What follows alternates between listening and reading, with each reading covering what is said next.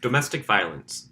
In this presentation, we will cover what domestic violence is, how often it occurs, what are some examples of it, some signs of it, and the physical effects that it has on its victims.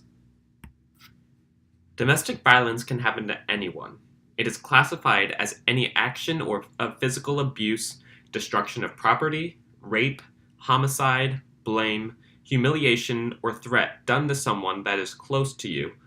This can be a family member, a child, partner, neighbor, or simply just a friend.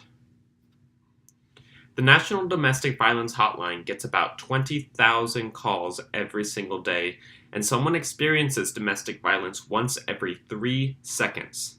In the span of this presentation, over 100 people will have experienced some sort of domestic violence during the course of this presentation.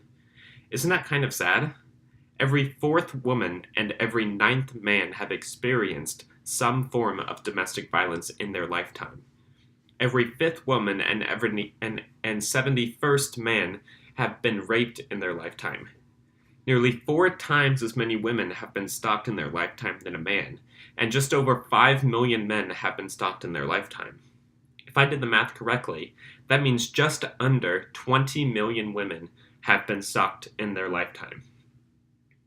Based on these numbers, it's evident that most of the domestic violence that happens to men is not rape or stalking, but rather blame, humiliation, and destruction of property. 19% of all recorded domestic violence involves a weapon.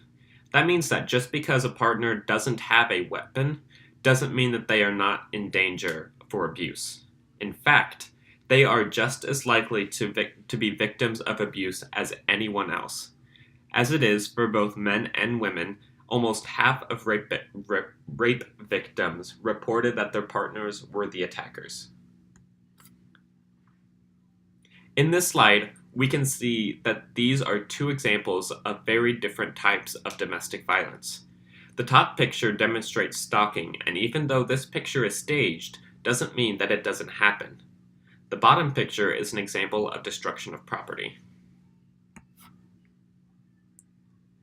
These next 2 pictures, even though staged, also demonstrate 2 very real concerns that some people deal with while in relationships. Be forewarned, more graphical images will follow this slide. The top image displays humiliation and the bottom slide displays physical abuse. As you can see, both women are scared about what their abuser is going to do next. If you feel you cannot handle graphic images of abuse, please look away now. These 2 images are of a man beating his wife. The top image shows him punching her in the back of the head, and the bottom picture shows him kicking her, also in the head. This is a video that can be found online, but I felt it best to only show images from it. It's evident that in this video the abuser is not going for looks, but rather what is the most effective way to harm her. These 2 images display some of the physical effects that the abuse can have on people. It is unclear what is done to the women in the top image, but it doesn't look good. In the bottom image, the woman was obviously hit in the face, and damage was done to her eye, cheek, and nose. PTSD is very common for victims of abuse. Everyone experiences this in different forms, but most of the time they can come in the form of flashbacks, nightmares, severe anxiety, and uncontrollable thoughts. Many people also have very negative feeling toward life, their loved ones, and just about everything. They can even start to stray away from their spiritual faith.